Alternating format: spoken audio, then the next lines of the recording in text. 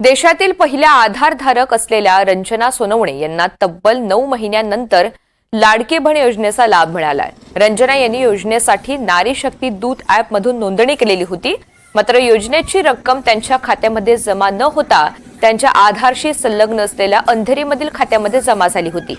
जिल्हाधिकारी डॉक्टर मिताली सेठी यांनी याचा पाठपुरावा केला आणि यानंतर ही रक्कम 9 महिन्यांनी रंजना सोनवणे यांच्या खात्यात जमा झाली आहे। रंजना सोनवणे या शहादा तालुक्यातील टेंभली गावच्या रहिवासी असून त्या मोलमजुरी करून आपलं पोट भरतात।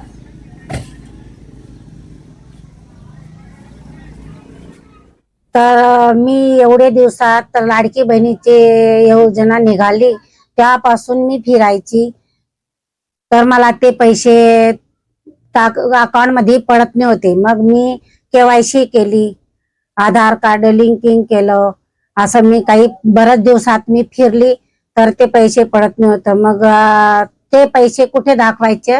बँका AB ला, ID बँकला दाखवायचे।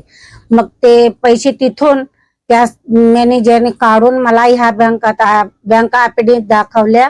मग ते 13,500 रुपये भेटले मला।